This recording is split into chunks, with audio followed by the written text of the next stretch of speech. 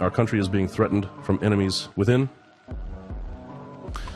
and the enemies within are aiding our enemies abroad. Some of these saboteurs and traitors are blatantly working with foreign agents, and the media will not tell you about it. Let us look into American secessionist movements and their Russians.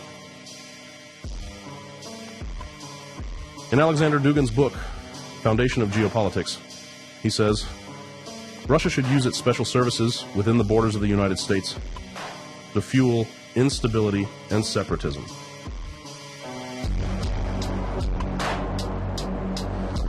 This is where we meet KGB agent Alexander Ionov. He was indicted twice, once in 2022 and again in 2023. In 2022, Ionov was, quote, orchestrating a brazen influence campaign, turning U.S. political groups and U.S. citizens into instruments of the Russian government.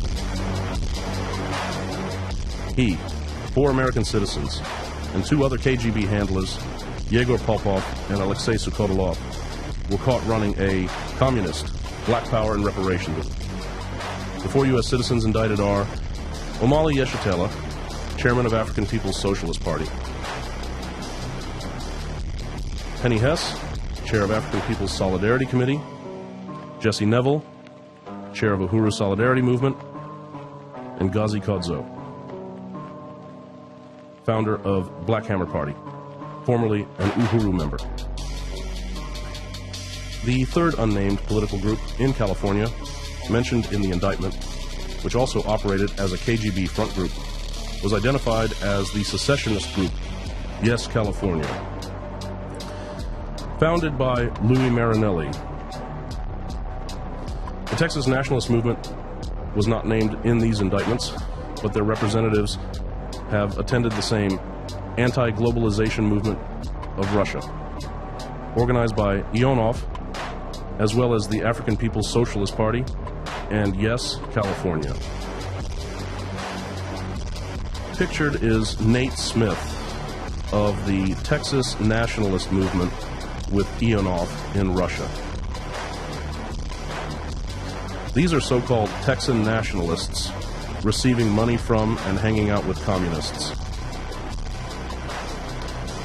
Ionov and his network was connected to and aided other secessionist movements within the United States.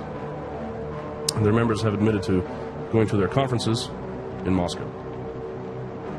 Invited to participate in a conference in Moscow from an organization called the Anti-Globalization Organization, which on its surface sounds rather benign. We ask, do you cover lodging and travel? And particularly when we have to go far, that's expensive, and we're not made of money. Come to find out, it was poorly organized. The attendees were not the people that they said were going to be on the list. It was a bunch of fringe weirdos from organizations around the world. I mean, there's a couple of legit folks there, but beyond that, it was pretty ridiculous and shoddy run.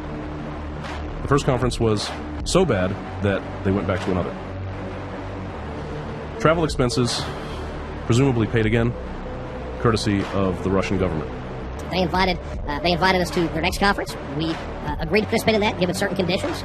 Those conditions were that we, again, get to see the list, and we get to, this time, actually see the final list before we would commit.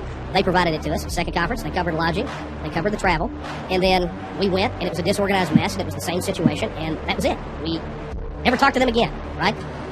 So ask yourself, does this look like a Russian front like Texit?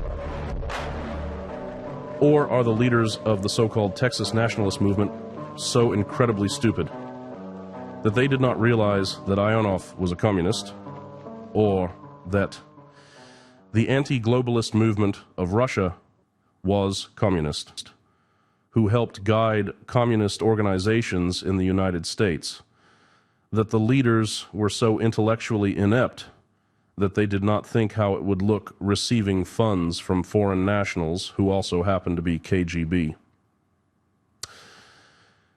In either case, whether a Russian front, Russian guided, or just plain geopolitically stupid,